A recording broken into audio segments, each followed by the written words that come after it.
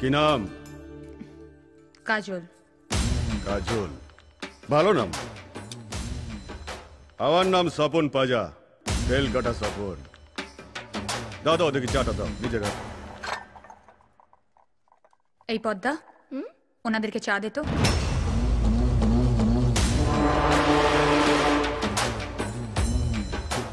দিমাগ দিমাগ, আরে স্বপন পাজার বউয়ের একটু দিমাগ থাকবে না তা হয়? কি বলিস না? তা লেখাপড়া কতদূর করেছো? মাধ্যমিকটা টপকেছো? আমি বিদেশে মাস্টার অফ সায়েন্স করেছি। মাস্টার অফ, চাপ বাবা, মাধ্যমিকটাও টপ করতে বললেন? আপনারা কোথা থেকে আসছেন? হলদিয়া। কটা গাড়ি করে এসছেন? কত ভাড়া পড়লো? 10,000। এতগুলো শেয়াল মিলে লোক মিলে রাস্তায় 1,500 টাকা খেয়েছেন? সব মিলিয়ে 15,000।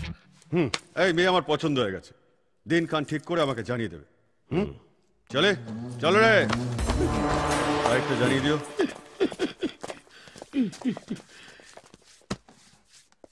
মুরগি ধরতে খ্যাট শিয়াল না, শিয়ালের দরকার হয়। যেতে 15, আসতে 15, কত হলো? 30। পুরোটি জলে গেল।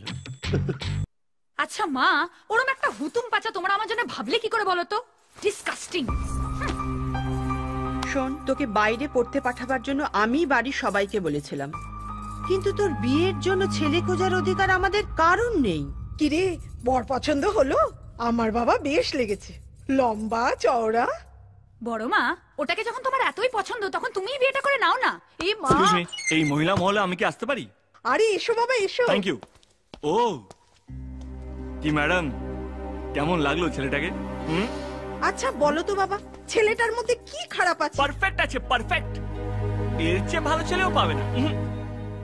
শুধু নামটা একটু বেমানান, মানে স্বপন পাজা। এর চেয়ে ইটের পাঁজা হলে বেশি ভালো হতো না? ডাকনাম, ডাকনামটা তো আরো সাংঘাতিক। কি যেন ছিল নামটা? তেল কাটা স্বপন। তেল মানে নামটা তো চেঞ্জ করাই যেতে পারে বিয়ের পর, তাই না? আর এদিকে নাম চেঞ্জ করতে গেলে কোর্টে যেতে হয় না, লোকেরাই চেঞ্জ করে দেয়। ধরুন হাত কেটে গেলে হাত কাটা স্বপন, ঠ্যাং উড়ে গেলে ল্যাংড়া স্বপন, আর গলা কেটে গেলে গলা কাটা স্বপন।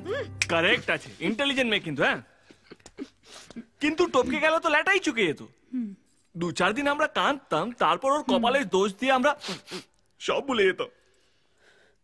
ধরো মরল, ধরো হাতটা যদি কেটে যেত, বা হাতটা যদি কেটে যায়, বা পাটা কেটে গেল, হুইল চেয়ারে বসে গেল, একবারও ভেবেছো তখন কি হবে? তখন তোমার মেয়েকেও তোমারই মতো নিজের স্বামীকে হুইল চেয়ারে বসিয়ে নার্সের কাজ করতে হবে। তাছাড়া কারেক্ট আছে, তেল কাটা স্বপনের মধ্যে কোনো ভেজাল নেই, একদম রিফাইন তেল। All the best.